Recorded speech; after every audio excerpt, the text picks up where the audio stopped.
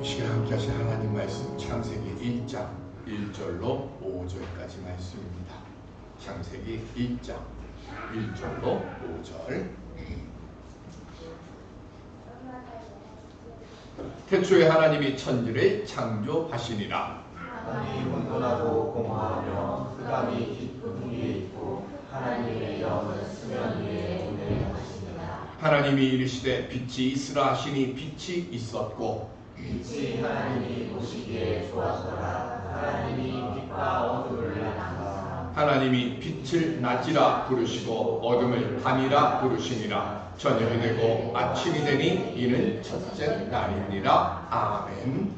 생명과 소망의 빛을 따라가서 약속의 땅을 굳건히 지키며 살아가는 우리 모두가 될 수 있기를 주님의 이름으로 간절히 축원드립니다. 오늘부터 창세기 강해를 시작을 합니다.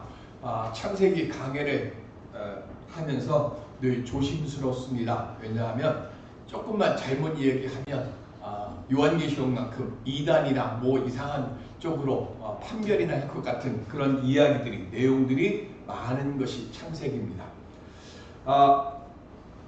17살 때부터 30세까지 요셉은 인고의 세월을 지냅니다. 노예 생활 그리고 죄수의 생활을 지내다가 갑자기 한순간에 당시 세계 최강 애굽의 총리 대신이 됩니다.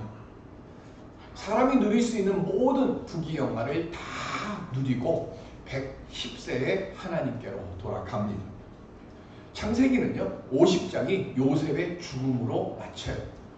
그런데 요셉의 죽음으로 마치는데 거기에 한 가지 의미가 그 속에 담겨 있습니다. 무슨 의미가 담겨 있는가? 창세기 50장 25절 시작. 요셉이 또 이스라엘 자손에게 맹세시켜 이르기를 하나님이 반드시 당신들을 돌보시리니 당신들은 여기서 내 해도를 메고 올라가겠다 하라 하였더라. 아멘. 요셉의 궁극적인 관심이 뭐냐? 애굽에서 누리는 부귀영화 그게 아니었어요. 애굽의 궁극적인 관심은 뭐냐? 죽어서 6월이라도 하나님의 언약의 땅에 묻히는 거였습니다. 그래서 창세기는 그거로 마지막이에요. 즉 다른 말로 이야기하면요, 창세기는 1장부터 50장까지 쭉 이어지는 것, 오늘도 설교하면서 계속 얘기를 하는데요, 한 가지예요. 뭐냐? 하나님은 말씀하신 것은 반드시 이루신다. 이게 창세기 1장부터 50장까지 계속해서 이어지는 것이고요. 창세기부터 요한계시록, 신구약 성경 66권 전체를 한 줄로 쭉 이야기하면 그 언약이 뭡니까? 구원이라고 하는 언약이에요. 가나안 땅도 뭐예요? 구원이었고요.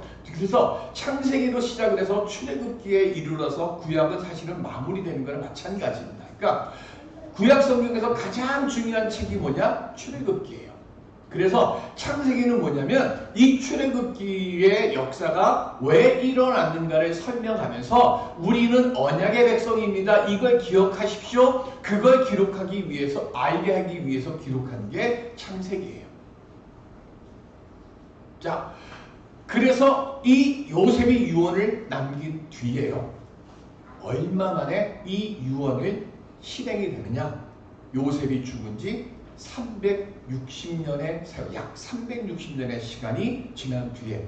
네, 계속 말씀을 드리지만요, 성경을 벗어날 수는 없잖아요. 그러면 저희가 지금 이 얘기하는 게 뭐냐면, 성경에 모세가 뭐 몇 년 이렇게 돼 있고 요셉이 110살에 죽고 뭐 이렇게 됐으니까 거기에서 그냥 계산해서 요셉이 110세에 죽었고 출애굽한 거 계산하고 뭐 이렇게 해보면 약, 그래서 항상 앞에 성경에서 이야기할 땐 약이라고 하는 그 씁니다. 그래서 약 360년 만에 지금 이 출애굽이 이루어질 때 요셉의 유언이 실현이 됩니다. 모세는 급박하게 애굽에서 나가는데 제일 먼저 뭘 챙겼을까요? 자, 우리가 출애굽을 합니다. 이제 나와야 돼. 나오면 어디로 가느냐? 홍해 건너서 광야로 가서 이렇게 갑니다. 그러면 장정만 60만 명입니다. 그리고 우리가 늘 자주 얘기하잖아요. 아이들, 어른들, 여자들 다 합치면 300만 명이라고 얘기합니다. 300만 명의 대인원이 이동을 합니다. 그럼 제일 먼저 뭘 챙겨야 될까요? 먹을 거 챙겨야 되겠죠. 또 뭐 챙겨야죠? 마실 거 챙겨야죠. 또 잠자려면 어쨌든 광야에서 자게 되면 뭔가를 덮는 게 있어야 될 거 아니에요. 그런 장비를 챙겨야 되잖아요. 그런데 출애굽기에 보면 제일 먼저 뭘 챙기느냐? 요셉의 유골을 챙깁니다. 전쟁을 치를 무기를 챙기는 것도 아니고 먹을 것, 마실 것, 덮을 것, 숨을 것, 숨길 것 이거 챙긴 게 아니에요. 그리고는 급하게 애굽 땅에서 출발해가지고 그곳에 가는 동안에 뭘 제일 소중하게 여겼을까요? 자, 요셉이 죽고 난 뒤에 이스라엘 사람들은 뭐가 됐죠? 애굽의 노예가 됐습니다. 그런데 요셉이 죽고 360년이 지난 뒤에 애굽을 탈출하는데 그때까지 그럼 요셉의 유골을 어떻게 했을까요? 노예인 상황에서도 잘 보관해내요. 그 다음에는요, 광야 40년을 갑니다. 광야 40년 동안 뭐 했어요? 전쟁도 치르고요, 그죠? 수없이 많은 일들을 했는데 그때도 뭐 했어요? 모습의 유골을 잘 보관했습니다. 가나안 땅에 드디어 들어갔습니다. 들어가자마자 요셉의 유골을 한 것이 아닙니다. 여호수아가 가나안 땅에 들어가고요. 그 다음에 12지파에다가 땅을 다 분배합니다. 그리고 여호수아가 숨을 거두기 직전, 여기는 없어요. 우리 성경을 보실까요? 여호수아서 24장. 여호수아 24장 32절. 여호수아 24장. 성경을 피니까요. 한 가지 더 보겠습니다. 25절 먼저 보고 32절 보겠습니다. 여호수아 24장 25절. 시작. 그날에 여호수아가 세겜에서 백성과 더불어 언약을 맺고 그들을 위하여 율례와 법도를 제정하였더라. 뭐를 한 거죠? 하나님 나라의 백성으로 살려면 이렇게 살아야 됩니다라고 율례와 법도를 정했어요. 그리고 난 뒤에 32절 시작. 또 이스라엘 자손이 애굽에서 가져온 요셉의 뼈를 세겜에 장사하였으니 이곳은 야곱이 베크시타를 주고 세겜의 아버지 하몰의 자손들에게서 산 밭이라. 그것이 요셉 자손의 기업이 되었더라. 아멘. 야곱이 살았던 땅이에요. 근데 지금 이때까지 이스라엘의 땅이었습니까? 아니었어요. 왜 아니었죠? 애굽에 노예로 살고 있었으니까 야곱이 샀다라고 하는 거 그 기억도 못해요. 그러다가 가나안 땅을 점령하고 요셉의 후손들에게 그 땅을 주고 난 뒤에 그곳에다가 뭘 한 거예요? 요셉의 유골을 그곳에 장사지릅니다. 모세와 여호수아가요 이렇게 요셉의 유골을 소중하게 보신 이유가 뭘까요? 아까 말씀드렸어요. 하나님께서 자기 백성을 약속의 땅으로 인도하실 것이라는 그 사실에 대한 믿음의 표징으로 요셉의 유골을 이들은 보관한 거예요. 이스라엘은요 본향을 기리면서 그걸 바라는 간절한 소망을 뼈만 남아있는 상황에서도 놓지 않고 지키며 살았다는 겁니다. 그래서 창세기 50장의 마무리가 요셉의 유언으로 마무리되는 거예요. 그리고 이 믿음을 지켰기 때문에 2000년 동안 땅을 잃어버리며 가진 핍박과 학살 그리고 천대를 이스라엘은 버티며 견뎌낸 것이고 그것이 뭐예요? 천국 소망의 믿음이 된 것이고 하나님의 그 약속은 반드시 이루신다고 하는 그 약속이 있었기 때문에 그거를 우리는 뭐라고 얘기하느냐? 창조 신앙이라고 얘기하는 겁니다. 그 창조 신앙을 가지고 있었기 때문에 씨가 끊어질 것 같은 그런 상황에서도 이스라엘은 뭐 한 거예요? 뿌리를 굳건히 내리고 흩어지지 않았고 오늘의 이스라엘을 만들 수 있었습니다. 오늘 우리들이 가져야 될 믿음도 바로 이 믿음입니다. 하나님은 반드시 약속하신 그 언약은 이루시는 것이고요. 뼈만 남았다 할지라도 하나님을 향한 믿음의 소망을 가지고 있으면 그 하나님의 언약은 반드시 이루어지니까 그 소망 속에서 내가 살아가야 될 믿음의 자리를 굳건히 지켜가며 하나님의 영광을 돌리며 살아갈 수 있는 우리 모두가 될 수 있기를 주님의 이름으로 간절히 기원 드립니다. 그 믿음이 어떻게 만들어질까? 성경의 첫 말이 뭐죠? 태초에. 우리는 성경 제목이 뭐예요? 창세기죠. 근데 히브리 성경은 태초에입니다. 왜냐하면 구약 성경은 성경의 맨 앞에 있는 히브리어가 그게 성경의 제목이에요. 근데 우리는 이 내용을 보고 분석해가지고 그것을 가지고 성경의 제목을 쓴 거예요. 그래서 창세기라고 하는 것도 내용 가지고 창세기라고 하는 거고요. 원래 이 창세기의 원 제목은 베레시트입니다. 저는 버레시트라고 되고 히브리어는 발음이 아라고 하면 아가 되고 어가 이렇게 사람마다 다르니까. 근데 베레시트 또는 버레시트라고 하는 말인데요. 이 말의 뜻은 뭐냐면 시간의 출발점을 말합니다. 그래서 모든 것이 하나님으로 말미암아 생겨났고 결국은 요한계시록 뭐죠? 주님이 다시 오시기를 기다리는 겁니다. 그러니까 창세기 태초를 시작을 해가지고요. 예수님의 재림으로 끝이 나는, 즉 하나님의 말씀으로 세상이 시작이 돼가지고 예수님의 재림으로 끝이 나는, 하나님에게로 귀결된다고 하는 믿음의 선언이 담겨있는 게 바로 이 베레시트 속에 담겨있는 의미입니다. 이 믿음을 우리는 창조신앙이라고 말합니다. 그러면 하나님의 태초에 하나님이 뭐 하셨어요? 천지를 창조하셨다고 그랬습니다. 여기 이 천지는요, 오늘 우리가 얘기하는 천지가 아닙니다. 그건 나중에 나오는 거고요. 여기서 얘기하는 천지는 좀 설명을 좀 이따 하고요. 창조하다 그랬어요. 이 창조하다는 말은 히브리어로 바란데, 이 말의 뜻은요, 오직 하나님께서 활동을 묘사할 때 쓰는 신학 용어입니다. 그 하나님이 천지를 만드셨습니다. 천지를 만드신 이유가 뭘까요? 주님이 가르쳐 주신 기도에 보면 뜻이 하늘에서 이룬 것 같이 땅에서도 이루어지이다. 그렇죠? 뭐예요? 하늘의 뜻이 땅에서 이루어지는 것. 다른 말로 이야기하면 하늘과 땅이 원래는 분리되어 있지 않았는데요. 이제 하늘과 땅이 분리가 되어집니다. 처음에는 천지를 만드셨어요. 그런데 그러다가 천과 지가 나뉘어지게 되고 하늘은 완성되어 있는 상태로 그대로 있지만 땅은 미완성 상태로 있어요. 그래서 원래 하나님은 천지를 하나로 창조를 하셨다가 피조물들이 땅을 딛고 살 수 있도록 하기 위해서 땅이 분리되었고, 이 분리되어 있는 땅은 불완전한 생명들이 살기 때문에 이 땅은 결국적인 언제요? 예수님이 재림하신 그때의 주권으로 회복되어지는 영역입니다. 2절에 보면 땅이 혼돈하고 그랬어요.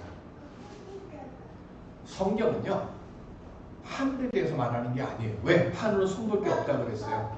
그럼 어디에 보고 얘기해야 돼요? 땅을 보고 얘기하는 거예요. 땅은. 근데 2절에서 말하는 땅은 아까 얘기한 것처럼요, 우리가 지금 발을 딛고 사는 땅을 말하는 게 아닙니다. 우리가 지금 발을 딛고 사는 이 땅은 언제 만들어져요?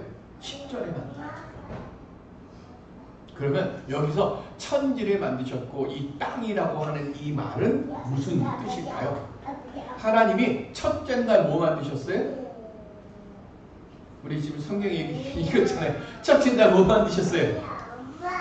빛을 만드셨어요. 그러면 빛과 함께 뭐가 같이 만들어졌을까요? 빛과 함께 해가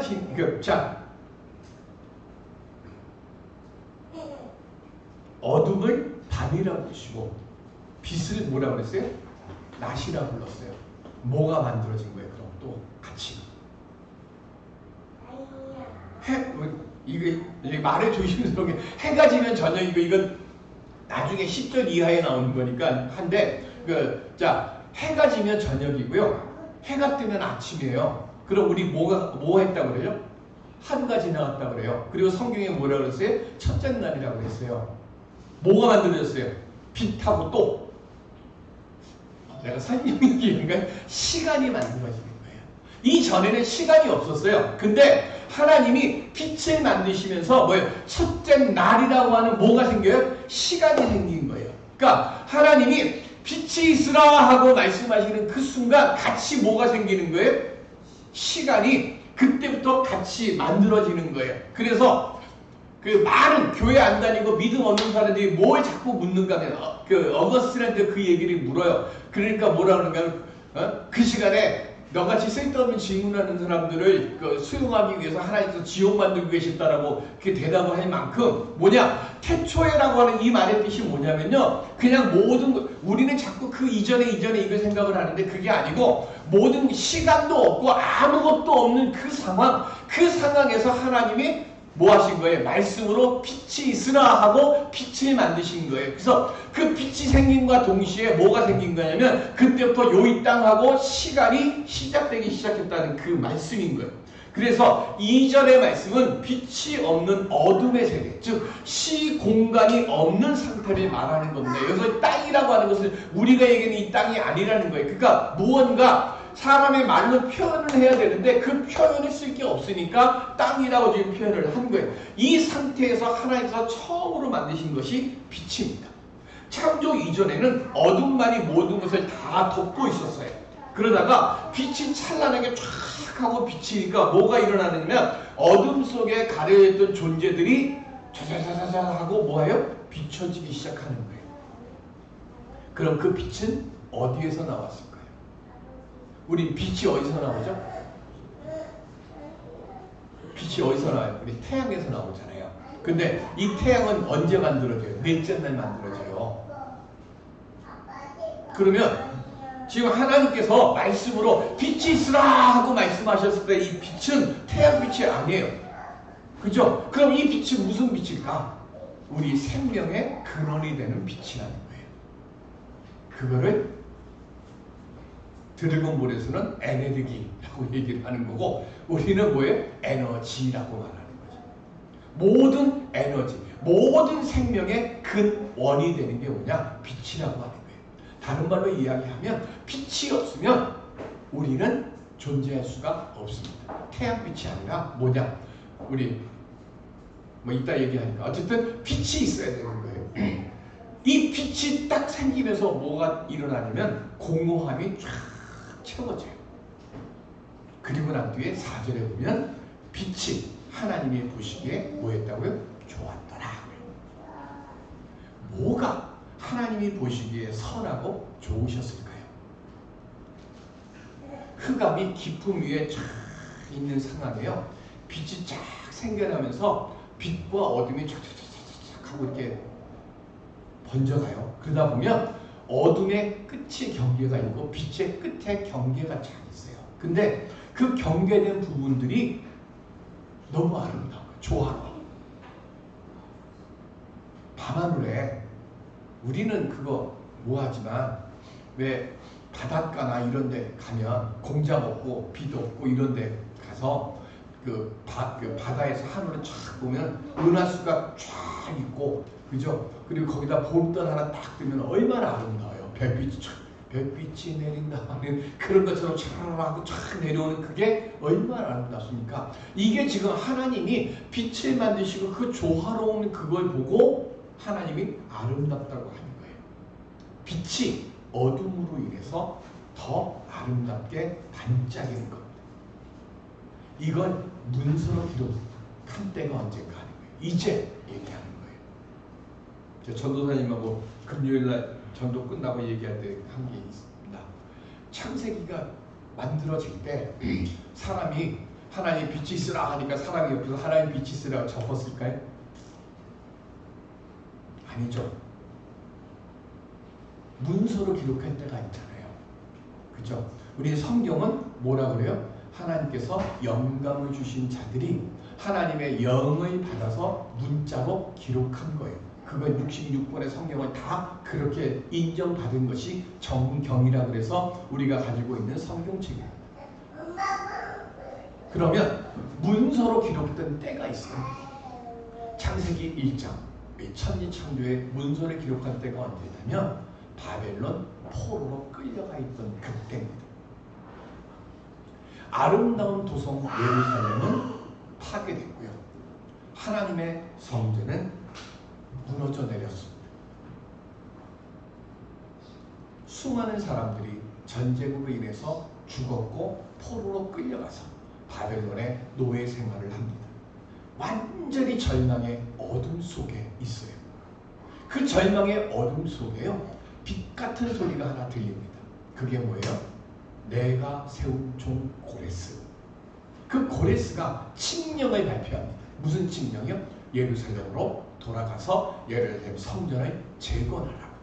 너무 기쁜 거예요. 그래서 이사야 41장 20절 시작. 무리가 보고 여호와의 손이 지으신 하여 이스라엘의 거룩한 이가 이것을 창조하신 바인 줄 알며 함께 헤아리며 깨달으리라. 아멘.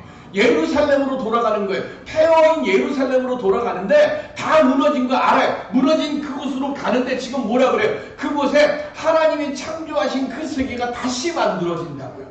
절망 속에 있었던 그들에게 하나님께서 고레스로 파사의 왕으로 세우시고 그가 칙령을 발표해서 이스라엘 백성들이 예루살렘으로 돌아가게 되고 무너진 예루살렘 도성을 다시 재건하고 무슨 파괴된 예루살렘 성전을 다시 세우게 하는 그것이 뭐예요? 그게 창조와 같은 거예요. 이스라엘 사람들이 지금 그 말씀 속에 그 소망 속에서 말할 수 없는 고난 속에서도 하나님을 믿고 말씀으로 은혜를 얻으면서 고난 속에서도 내가 지금 하나님하고 소망을 품고 살아갔더니 죽음 같은 그 어둠의 고난을 통해서 기쁨의 날을 맞이하도록 해주셨다는 거예요. 고레스의 칙령이 딱 선포되는 그 말씀을 들은 그 순간 하나님이 어둠밖에 없던 이 세계 속에 절망밖에 없던 이곳에 하나님의 생명의 빛을 말씀으로 주시는구나 하고 이것을 고백하는 거예요. 이걸 창조 고백이라고 합니다. 저녁이 먼저예요? 아침이 먼저예요? 우리는 하루를 시작할 때 해가 뜨면 하루가 시작합니까? 아니면 저녁이 지면 하루가 시작합니까? 우리는 보통 해가 뜨면 하루가 시작하잖아요. 이스라엘은 해가 지면 하루를 시작해요. 왜 그럴까요? 우리 창세기 1장에 나와요. 5절에 아까 했잖아요. 5절 다시 볼까요? 하나님이 빛을 낮이라 부르시고 어둠을 밤이라 부르시니라. 저녁이 되고 아침이 되니 이는 첫째 날이라. 그래서 유대인들은 어떻게 되죠? 안식일이 언제예요? 금요일날 해 떨어질 때부터 토요일날 해 떨어질 때까지가 하루예요. 그게 안식일이에요.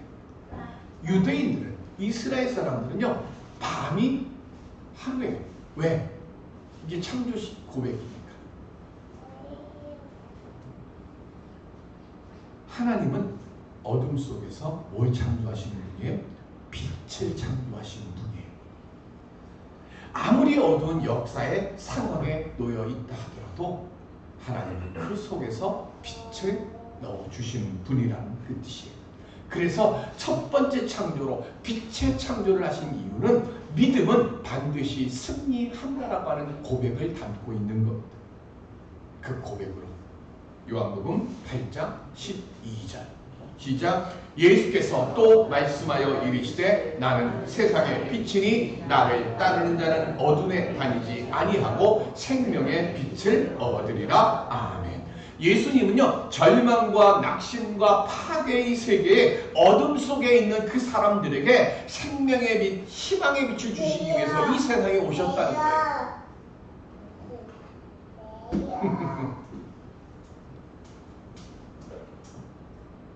바디메오는 소경이었습니다. 예수님 만나서 어떻게 하죠? 세상을 보는 눈이 열렸습니다. 셀이 삭게 오는 예수님을 만나기 전에는 증오와 원망의 그 어둠 속에 있었어요. 근데 예수님을 만나고 예수님과 말씀을 나누는 사이에 뭐가 생기는 거예요? 어둠은 사라지고 소망의 빛이 그 속에 들어옵니다. 성경은요, 과학이 아닙니다.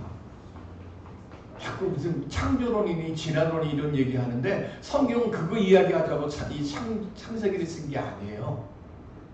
성경은 과학이 아닙니다. 또한 하나님도 마찬가지예요. 우리 구약 성경 어디에 하나님은 이런 분이십니다라고 기록되어 있는 거 없어요. 왜? 우리가 하나님을 단정 지을 수가 없을 만큼 하나님은 너무나 크고 위대하신 분이시기 때문에 하나님은 이런 분입니다라고 단정할 수가 없어서 성경은 그렇게 써 있는 게 아니에요. 그럼 뭐 하는 거예요?